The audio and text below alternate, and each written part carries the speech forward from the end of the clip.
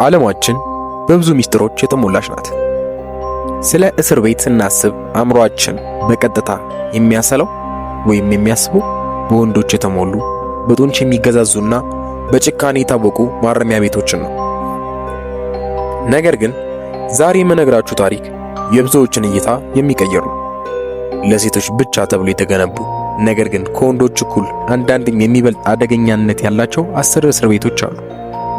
በእነዚህ ቁጥሮች ውስጥ የሚፈጸሙ ግፎች፣ የሰብአዊ መብት ጥሰቶችና የእስረኞች ስቃይ እጅግ ዘግናኝ ነው። ዛሬ ከበር ጀርባ ያለውን ያንን ጨለማ በጥልቀት እንመረምራለን። ጉዞአችንን በግብጽ በሚገኘው አልቃናቲር እስር ቤት እንጀምራለን። ይህ እስር ቤት በዋነኛነት የሚታወቀው በመታፈን ነው። እስር ቤቱ ሊይዝ ከሚችለው አቅም በላይ በሰው ተሞልቷል። የንጽህና አጠባበቁ እጅግ የወረደ ከመሆኑ የተነሳ በአካባቢው የሚገኙ የቆሻሻ መጣያ ቦታዎች ከእስር ቤቱ የተሻለ ምቾት ሊሰጡ ይችላሉ ቢባል ማጋነን አይሆንም።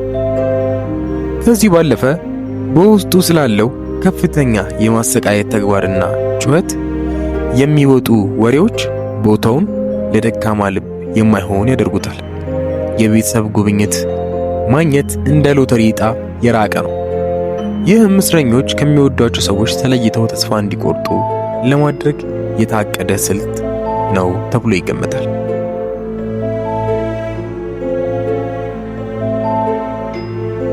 ወደ ሰሜን አሜሪካ ስንሻገር በካሊፎርኒያ የሚገኘውን ግዙፉን የቻውቺላ ማረሚያ ቤት እናገኛለን። ከ3500 በላይ ሴቶችን በመያዝ በዓለም ትልቁ የሴቶች እስር ቤት የሚል ስያሜ ተሰጥቶታል። እዚህ ያለው ስጋት ግን መጠኑ ሳይሆን በውስጡ የነገሰው የጉልበት ሕግ ነው። እስረኞች በጎሳና በወሮ በላ ቡድኖች ተከፋፍለዋል። የሚገርመው የጥበቃ ሰራተኞቹ ግጭቶችን ሆን ብለው ችላ በማለት እስረኞች እርስ በርሳቸው እንዲጠፋፉ ይተዋቸዋል። እዚህ ሕይወት ማለት የበረታ ብቻ ይትረፍ የሚል መመሪያን መከተል ነው ይባላል።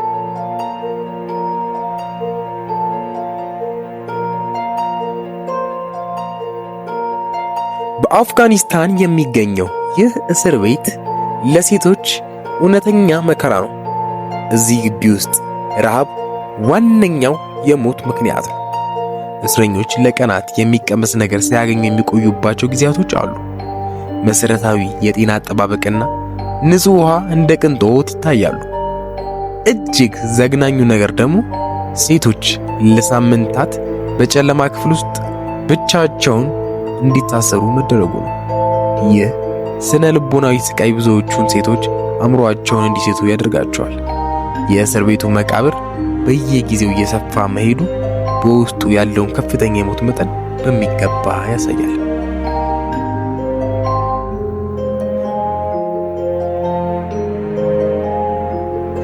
በህንድ የሚገኘው ቲሃር እስር ቤት 17000 የሚጠጉ እስረኞችን ይይዛል። ይህም ከመደበኛ አቅሙ በ3 እጥፍ ይበልጣል ማለት ነው። በውስጡ ሙስና ነግሷል።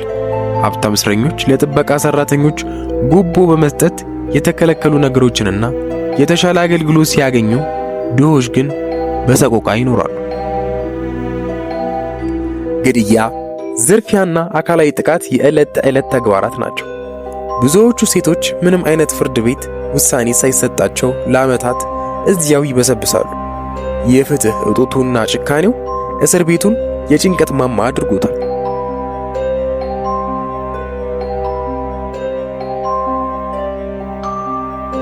ብላክ ዶልፊን እስር ቤት። ይህ የሩሲያ እስር ቤት ለየት ያለ የጭካኔ ስርዓት አለው። እዚህ የሚገቡ ሴቶች የሰብአዊ መብት የሚባል ነገር አያውቁ።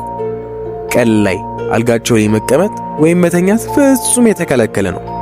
ከቦታ ቦታ ሲንቀሳቀሱም ጀርባቸው ጎብጦና አይናቸው ተሸፍኖ እንዲሄዱ ይገደዳሉ። ይህም እስረኞች የቤቱን ካርታ እንዳያውቁና ለማምለጥ እንዳያስቡ ለማድረግ ነው ተብሎ ይታሰባል። ይህ ቦታ ወንጀለኞችን ለማረም ሳይሆን አእምሮአቸውን ለመስበር የተሰራ ይመስላል። የሥርዓቱ ጥብቅነትና ጭካኔ እስረኞችን ወደ ማሽንነት ይቀይራቸዋል። የባንኮክ የሴቶች ማረሚያ ቤት ታይላንድ ለ500 ሰዎች ብቻ ተብሎ በተሰራ ቦታ ላይ ከ2000 በላይ እስረኞች ታጉረው ይገኛሉ። የታይላንድ ከፍተኛ ሙቀትና መጨናነቁ ተዳምሮ እስር ቤቱን ለበሽታ መፈልፈያ አድርጎታል። የቆዳ በሽታዎችና ሳል በየክፍሉ ተስፋፍተዋል።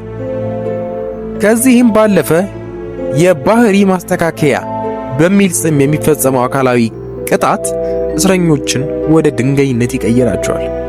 እዚህ ሕይወት ማለት ሰዓታትን መቁጠር ሳይሆን ቀጣዩን ደቂቃ በሕይወት ለመቆየት መጸለይ ነው።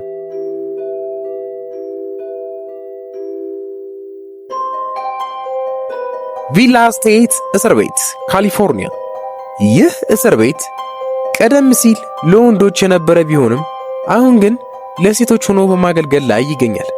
እዚህ የሚታየው ዋነኛው ችግር ከጥበቃ ሰራተኞች የሚሰነዘር ጥቃት ነው።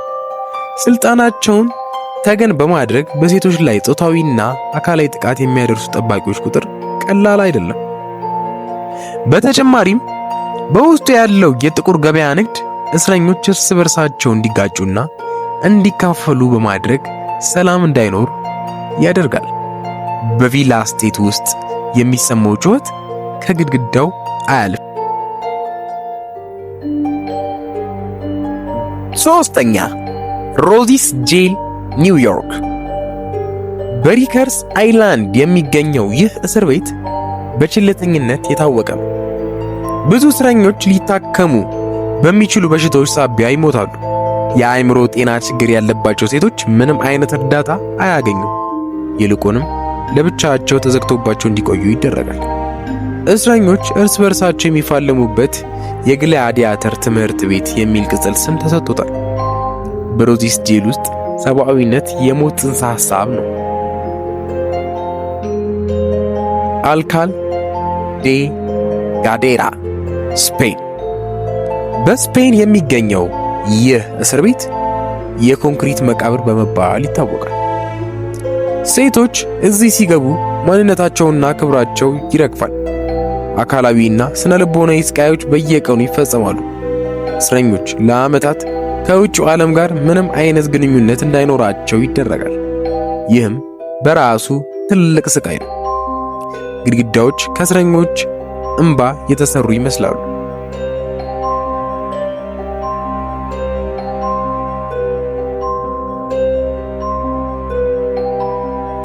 በአንደኝነት የምናገኘው ደግሞ ፔድሪናስ የሴቶች ማረሚያ ማዕከል ነው፣ ብራዚል ውስጥ። በዝርዝራችን አንደኛ ደረጃ ላይ የተቀመጠው የብራዚሉ ፔድሪናስ እውነተኛ የሲኦል መግቢያ ነው። እዚህ ቦታ ሕግ የሚባል ነገር የለም። በየቀኑ ግጭትና ደም መፋሰስ አለ።